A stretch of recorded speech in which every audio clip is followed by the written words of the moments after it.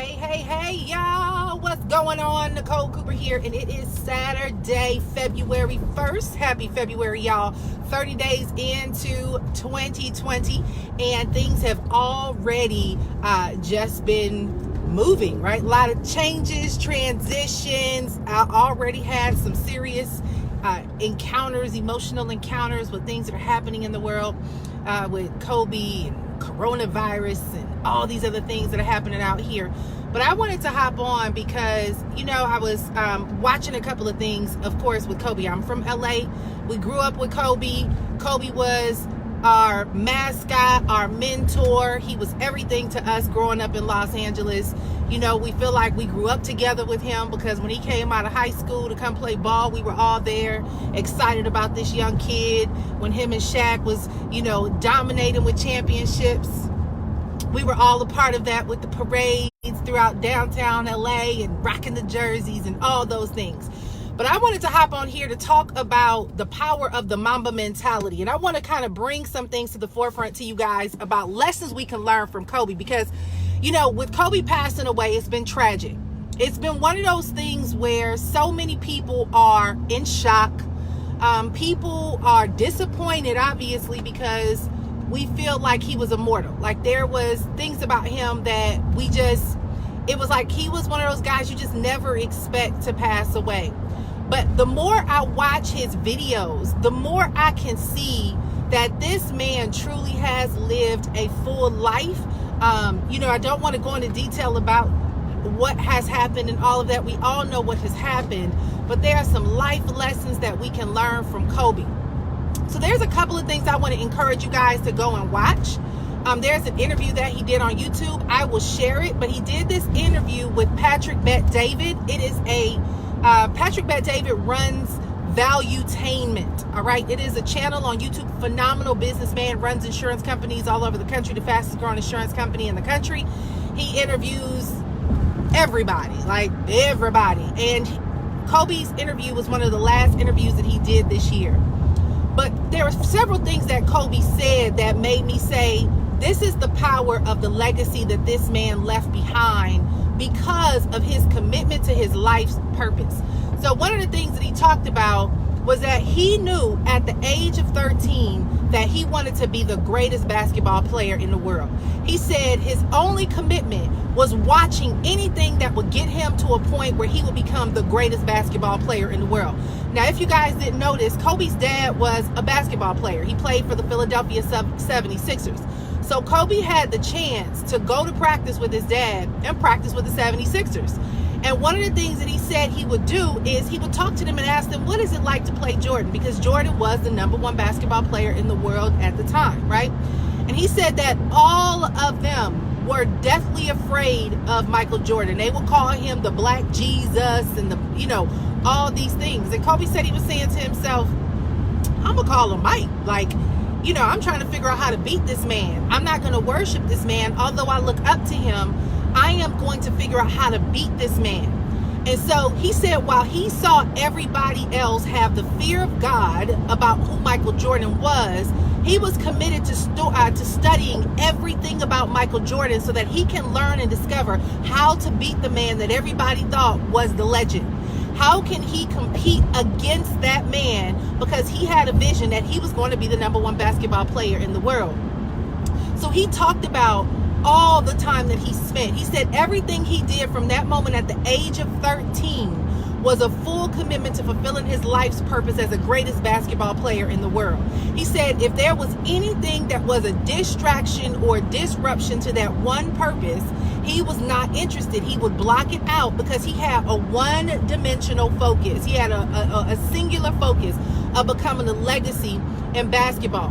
So he said from 13 years old, he was number 56 on the charts when it came down to AAU basketball in the rankings. He said, and he made a commitment to study everybody from number 55 to number 1 to identify what it is that he had to do to try to beat out his competition to become number 1. So let me tell you what he started talking about, right? This is what he talked about. He said, even though he was only 13 years old, tall and lanky at the time, I think he was 6'4" at 13 and super duper skinny, right? He said he learned to play to his weaknesses.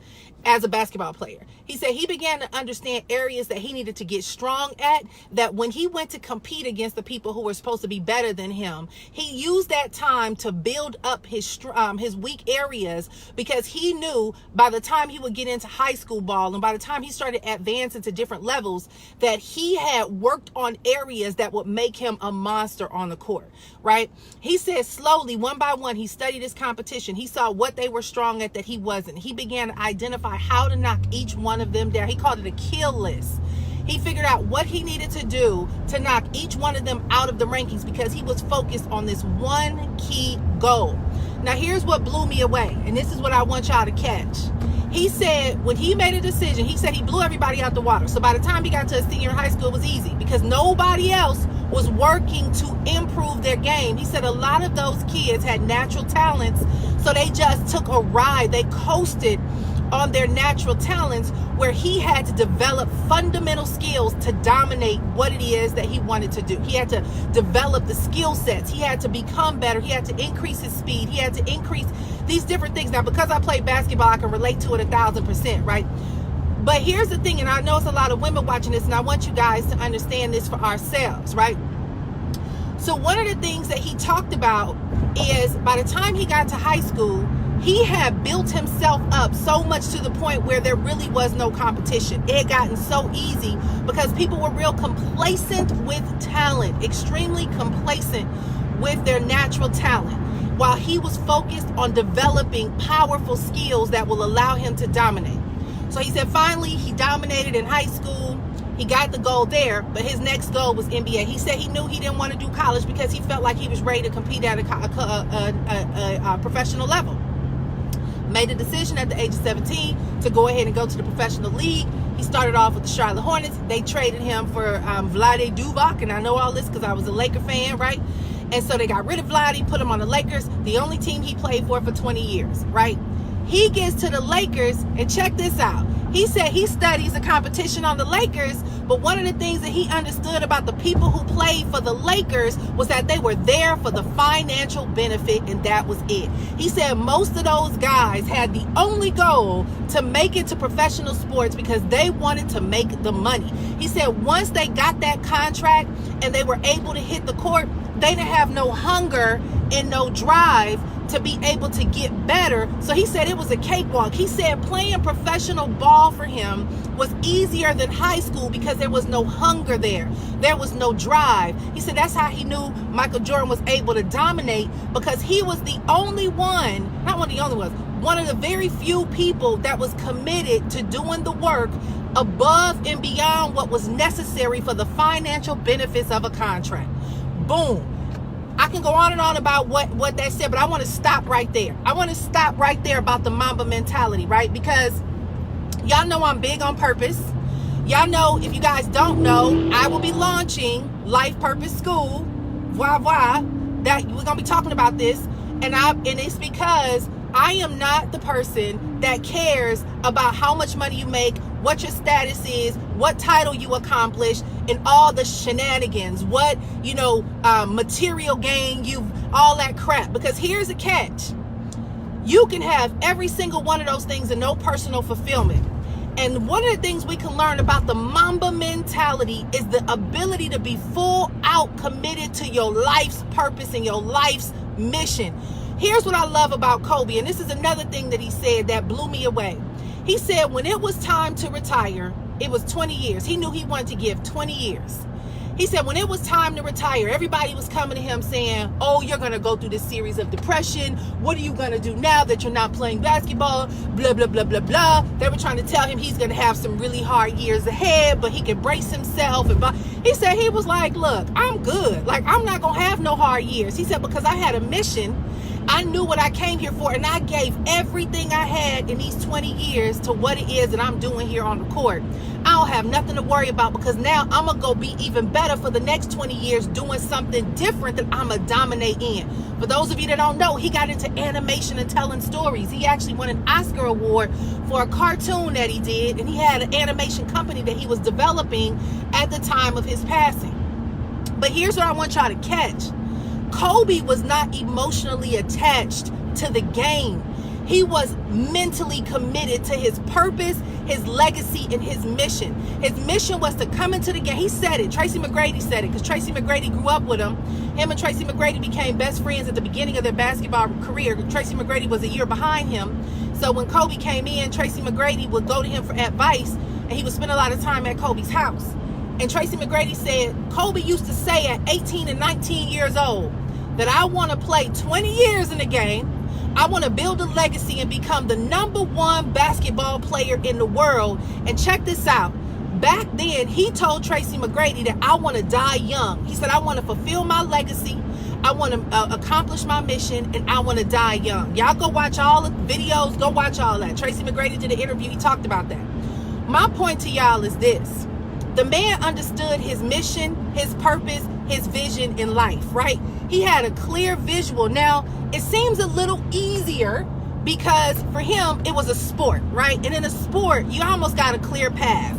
You know that in high school, you want to play in college. In college, you want to get to the NBA. And in the NBA, you want to get championships, right? So sports is really one of those things that have a very clear blueprint. So if you are interested in sports, you know, if you play sports, it's kind of easy to know what the game plan is. But for many of us who are everyday people who may not be pursuing professional athletics or anything in the entertainment industry or something that may have a clear aligned blueprint, here's what I want y'all to catch. The thing is this: when you have a mission and a purpose of where it is that you want to go, you have to make a commitment to become a student of the process that it takes to evolve in that role, right? So for me, I know that God had placed me on this earth. He told me when I was 19 years old, I was born to be a speaker trainer, that I just knew whatever it is that I'm doing, it's going to be speaking. He showed me at 19 years old a stage, a spotlight, and a microphone while I was sitting in class at 7 a.m. in my IT class, in my coding class back in college, right? God had shown that to me when I was 19. Had no idea what it was. I didn't understand where it would lead me, but it made me go on the prowl and the search. So I started saying, well, maybe I need to get in radio, television, and film. So I got a minor in radio, television, and film. Maybe I need to do radio. I launched my own radio show when I was at Auburn University. Maybe I need to get in TV. I started applying for internships at MTV and BET. I got an internship at BET. I got an internship at CBS. I got an internship with the Steve Harvey Morning Show. I did all that when I was in college, right? I started pursuing this path of things that would lead me down this road of whatever is connected to a mic, a spotlight, and a stage, right? I just started pursuing this path. Had no idea where it would lead. Little did I know it would lead to YouTube being founded and social media being started and live streams being created. But here's what I want to tell you guys. Many of you guys have a vision. You got that vision so clearly, but you've allowed the opinions of others and the actual blueprint of others to dominate your roadmap, right? I did that. I got into the world of business and entrepreneurship, and all of a sudden I got caught up into this whirlwind of making more money and more titles, and it you know, that's cool, but it has nothing to do with the path that God had placed me on. So I just got reset back on that path. But here's what I want y'all to catch. Now that I know where I'm supposed to go and what I'm supposed to do, it's a full out one-dimensional focus of how to dominate in this lane and be the greatest, have the greatest Mamba mentality in this purpose. So for example, I'm called to speak, I'm called to write, I'm called to teach, I'm called to train. These are things that I'm called to do. One of the things that I understand is that when you are called to do things that are pouring out into others, you need the right energy level. So what that means is you got to watch what you eat. You got to take care of your body. You got to master your time. You got to be disciplined in your routine. You got to develop the habits, right? A lot of us are, and I'm writing a book. You guys are going to hear about the books coming out, right? But I got a book series coming out, and I'll tell you guys about it later. But what this book series is about is how to turn your prayers into a practical plan. Because a lot of us pray and ask God to give us this and give us that and show us this and show us that. But what we don't understand is with your prayers and the answers to your prayers comes a set of instructions.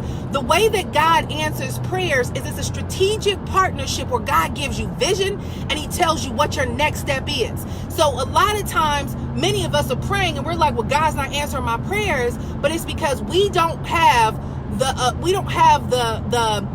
the the drive to do what he says. It's like we're sitting around waiting for miracles to happen because we lack the discipline, we lack the fortitude, we lack the drive, or we lack the confidence and to be obedient. You know, a lot of you guys say you want things, but you have not developed the daily disciplines. And my daughter asked me yesterday, she said, Mom, what are rituals? So we began to talk about rituals, about why I get up at 4 o'clock every morning. As a matter of fact, I get up now at 3 o'clock every morning. Kobe Bryant talked about that. He said the people who are on stages are not there because they're great. He was like, it ain't about you. He said it's about the disciplines that you created for the level of results that you wanted to produce, and now you're being acknowledged for it, right?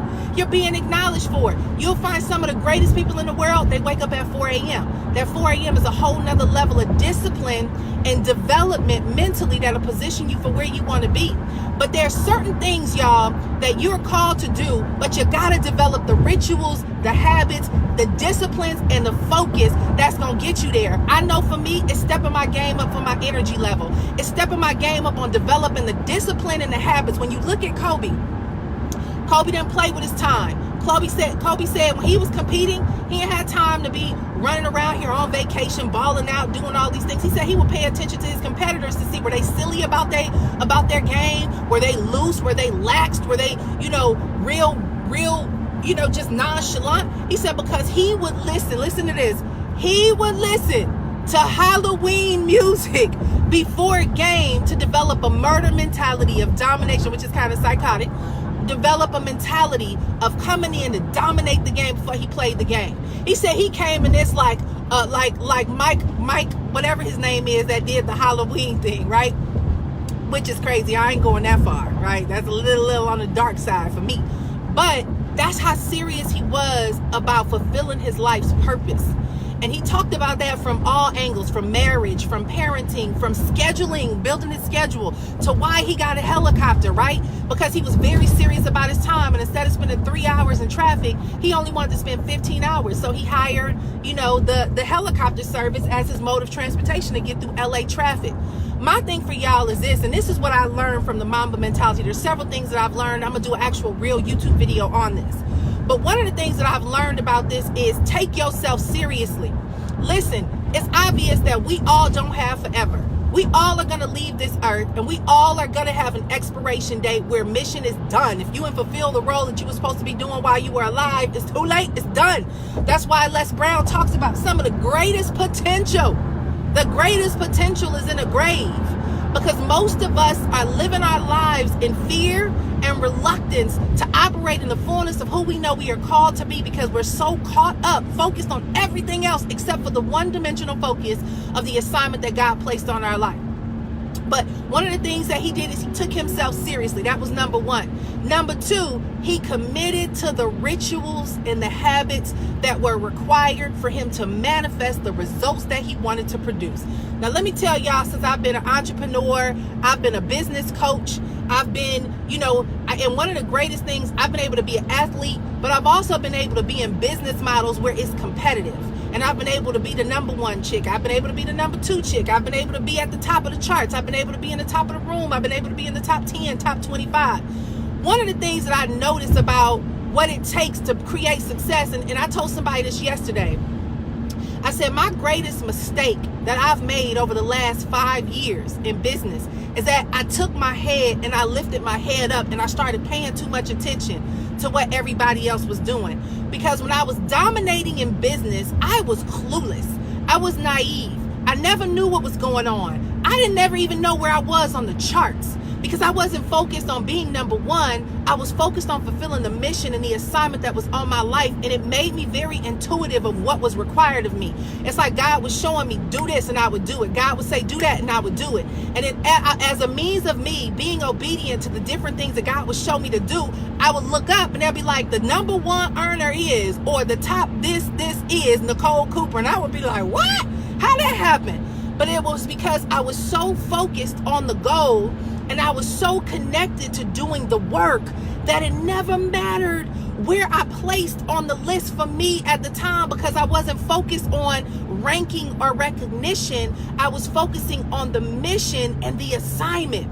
And so The second thing that I've learned from the Mamba Mentality is developing the rituals, the habits, and the discipline to position yourself to be successful. I'm going to tell y'all, this world is full of a bunch of lazy, you know what, people.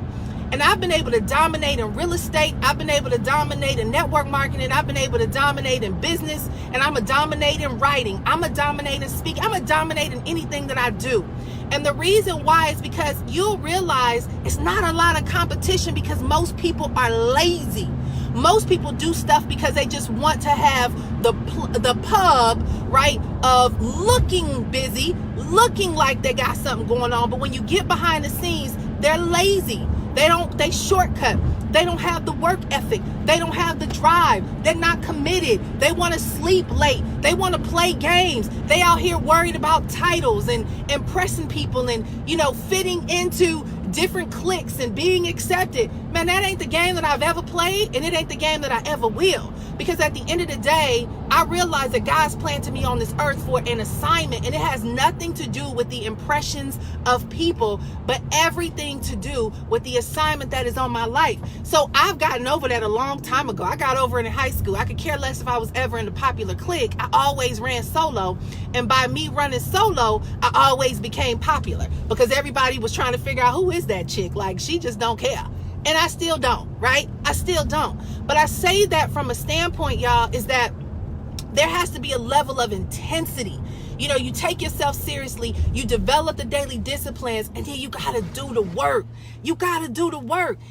I hear a lot of people talk about what they want. And when you sit down with them and you ask them, all right, what are you doing? Well, I don't know what to do. Okay, listen, you ain't going to get the full blueprint. You might just hear what the next step is, right? If you're looking for a job, and I did an example for this on a video the other day. If you're saying that I got a goal that I want to get a job that pay me more and blah, blah, blah, blah, blah. Well, you need to identify what is that job that will pay you more. What is the title? What is the role? And what is it that you need to do to get it? Now that you got the vision of what that thing is supposed to be, now you got to put your resume together, right? Now you got to put your cover letter together. Now you got to put your LinkedIn profile together. That's the next step to getting the job. It's not sitting back and saying, man, I sure wish that I can make more money, and I'm just praying and asking God to bless me because I really want to, I'm just sick of where I'm working. Man, listen, that ain't good enough. It ain't good enough. It's not going to work just praying. It's not going to work just hoping. It's not going to work just wishing.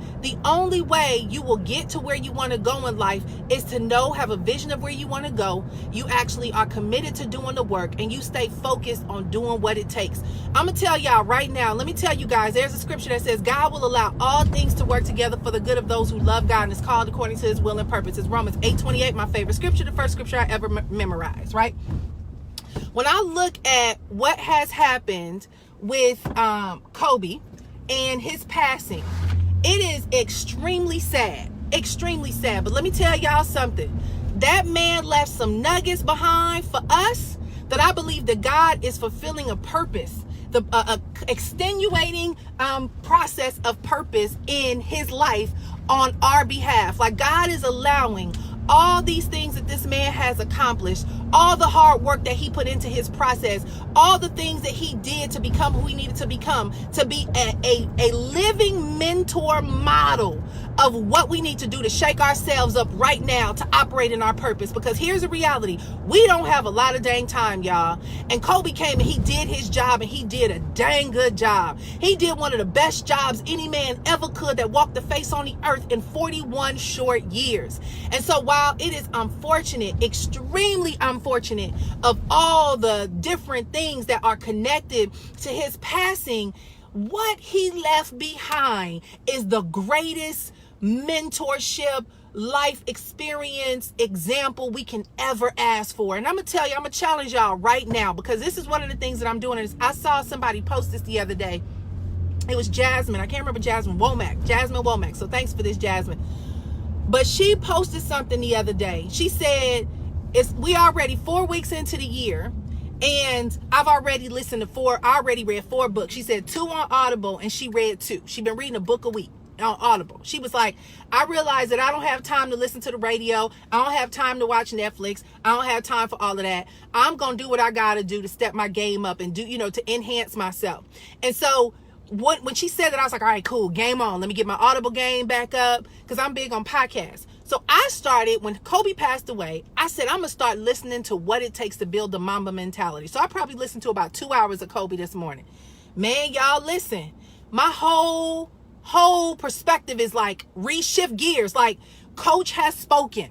If nothing else, go watch as much Kobe as you can over the next 24 to 48 hours and step you know what game up. I want to use some curse words right now to tell y'all it's time to step your game up, because there's a lot that we got to do, and too many of us are too relaxed, too comfortable, too cush, and too complacent with being entertained, when you have a life's mission that requires you to work, to get your butt up, to go do what you gotta do. And when you start watching the Mamba mentality, that man spared no moment on this earth wasting time. None. Zero. Zilch.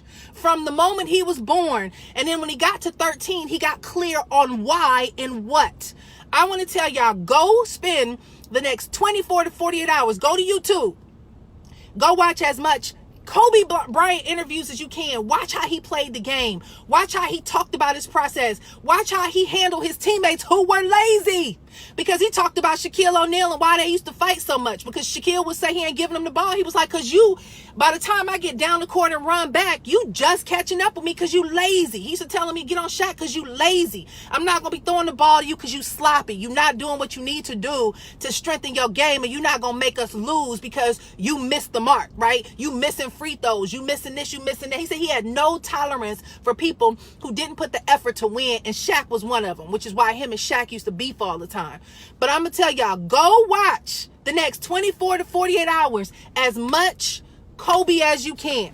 And you'll see how in an instant your mindset's going to shift and you get your you know what back to work. Because y'all got work to do. Y'all got stuff that you need to accomplish. That stuff you've been sitting around crying about, moping about, worried about. It was me. I was moping and worrying about what people think and trying to do. Man, screw everybody. I listened to another person this morning about confidence. And they said the reason why most of us lack confidence is because we fear rejection and we fear failure and we fear what's going to happen on the other side of us attempting to do something that didn't work out.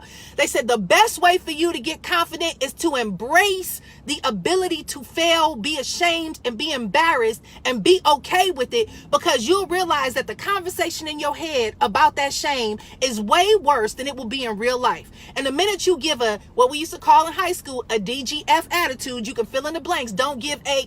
When you get a DGF attitude about your mission in life and what it is that you got to accomplish, you're going to get to a place where you're going to be like, bump what y'all think, bump how you feel about what I did. Because at the end of the day, I'm going to do what I got to do, and I'm going to be relentless about it. And I don't give a, you know what, who cares?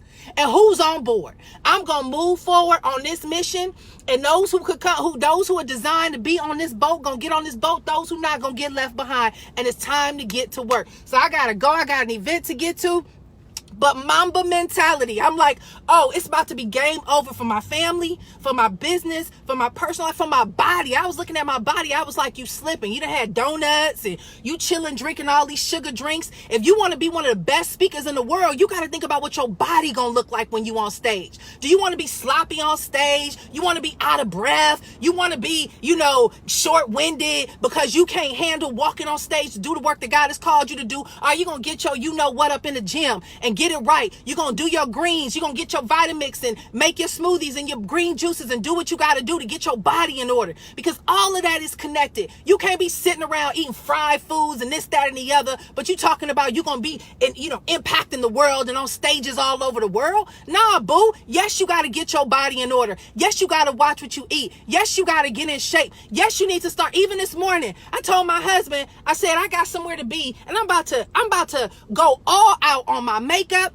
I'm going all out on my outfit. I'm going all out. I'm not doing this because of where I'm going. I'm doing it to remind myself of who I am, because I'm a walking representation of what I believe in myself. So baby girl got in the mirror. We did the beat face. We pulled the best makeup out. We pulled the outfits out, because at this point, it's time to step your game up to make sure that you are operating in full alignment of your God-given assignment with no excuses, no compromise, none of that. I'm telling you, Mamba mentality moving forward, boo. I'm all about hashtag Mamba mentality. And I'm telling you, when I do my Mamba out, I want to go out like Kobe. Like, Kobe is literally our walking standard of what it means to live a life of full on excellence. So although it's unfortunate of what happened, I believe that God is using this as a platform to remind us of what we're capable of and telling us to get to work. So with that said, hashtag Mamba Mentality, but Mamba out. Have a good day, y'all.